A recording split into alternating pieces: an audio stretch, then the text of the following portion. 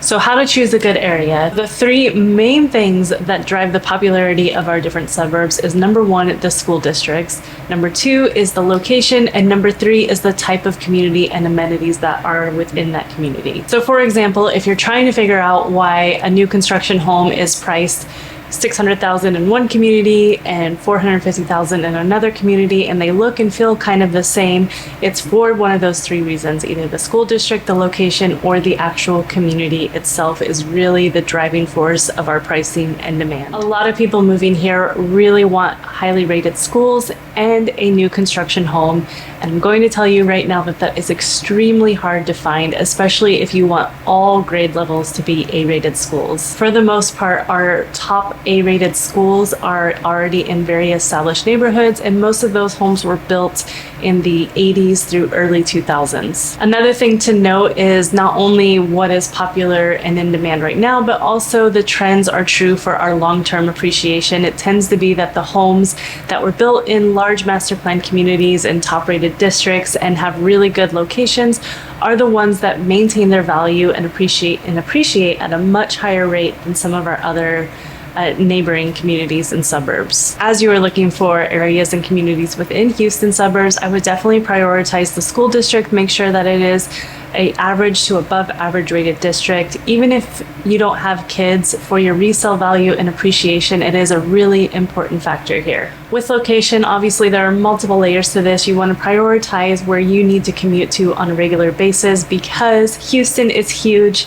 It doesn't look that big on a map, and the suburbs don't look that far away from each other, but Houston in actuality is 650 square miles long. So if you're looking way up north and also down south, it's going to become, you're never going to go to that area. So once you pick a suburb, generally you're going to stick to that suburb. Also, if you're moving here and you have your heart set on a new construction neighborhood, you just have to put in your mind up front that these neighborhoods and areas tend to be a little bit further out than the very developed commercial areas of our suburbs. Generally, the newer the master plan community or neighborhood, the more inconvenient it's going to be for you in terms of commuting and commercial development in the area. If you do want the best location possible and a new construction home, then it's best to go with master plan communities that have been building for at least 3 to 5 years, so that some of it has been built out. However, again, because of this, you will end up paying a premium for it. So if you are not from Florida, Texas, or Arizona, the term master plan community might not be a well-known concept to you. Here in Houston, master plan communities are basically anchors of the suburbs, and you may have heard of a few of them: the Woodlands, Cinco Ranch, Bridgeland, Cross Creek Ranch. All of these are massive master plan communities. Basically, these massive master plan communities are made up of hundreds of thousands of little sections or mini neighborhoods within a large community that have a lot of commercial conveniences, on-site schools, nature trails and walking, and a lot of extravagant resort style amenities exclusive to the residents that live in that master plan community. And these are the type of neighborhoods that are in the most demand for people looking to move into the suburbs. And because of that, and because of all the conveniences that they have and the long-term value and appreciation they hold, they tend to be the most expensive. Besides the mega massive anchor master plan communities, we also have a lot of middle tier master plan communities. They're not as massive as the ones that are almost like little cities, but they're also just not small traditional subdivisions. These are also a great investment. They're usually neighboring these anchors. These are the ones that currently also have probably the most selection when it comes to new construction homes. And then of course, lastly, in the suburbs, we do have the smaller subdivision, more traditional type neighborhood. These are good as long as they are zoned to a good school district. Those will help hold the value. These tend not to be the highlight or the ones that are in most demand. They are not usually what people envision when they envision the Houston suburbs. However, they do exist, and they have gained a lot of traction lately because of the affordability that they do offer. As far as types of homes you find out in the suburbs, there isn't a whole lot of diversity here. For the most part, especially in our older suburbs, you're going to find very traditional style 2-story brick homes. A lot of our anchor master plan communities were mostly built in the mid 80s to early 2000s. So in these types of existing homes, you're going to see a lot of design trends from that time. You see a lot of things like formal dining rooms, kitchen islands that are a little closed off, detached garages. Upstairs, you're going to see the tri-level stairs from the game room to the bedrooms.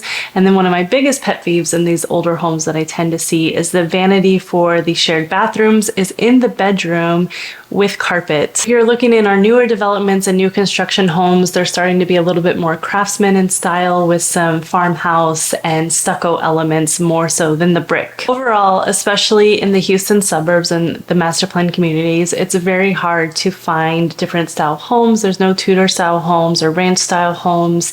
Everything is very traditional. Bricks or stucco is what you're going to find for the most part. Some other weird quirks about Houston homes that people are not expecting from out of state when they start viewing them is that our primary bedroom tends to be on the first floor instead of the second floor, while the secondary bedrooms are on the second floor. We also do not have basements here in Houston, but we do have large attics, especially in the second stories, and people do make storage out of the attics. So no matter where you live, whether it be Houston or anywhere else, there's always going to be some sort of weather and environmental concerns for that region, and Houston is not exempt from that. Number one is weather. We are a southern coastal town, so we do experience hurricanes, tornadoes, severe thunderstorms, and the occasional flooding. Because of this extreme weather, it does cause a little bit of wear and tear on our houses a little faster than average, especially when it comes to the roofs and the fences. Number two is termites. This area is susceptible to termites. I had an inspector tell me that it's not if a home will get termites, but when a home gets termites. So it's really important that you maintain the shrubs and wood around your house. Make sure it's never touching your house to try to avoid termites. Number three is the soil is not great here. So after years and years, you can expect some shifts within your foundation.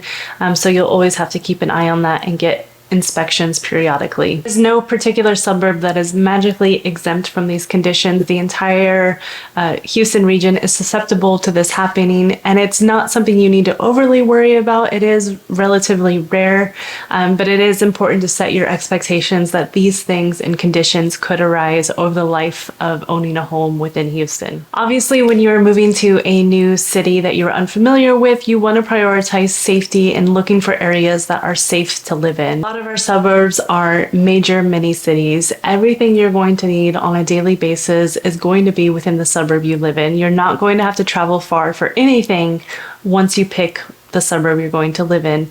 But because of that, every single suburb here in Houston has desirable parts of it and not so desirable parts of it. When you start working with an agent to look at different areas and properties, they can definitely give you resources that'll help pinpoint exactly what you're trying to avoid when it comes to safety. All in all, if you're trying to narrow down which area to live and you want to pick the best area or a really good area, I would prioritize school districts, location, and master plan community. If you found this video helpful, I have an entire playlist about the different neighborhoods and suburbs here in Houston, so make sure you check that out.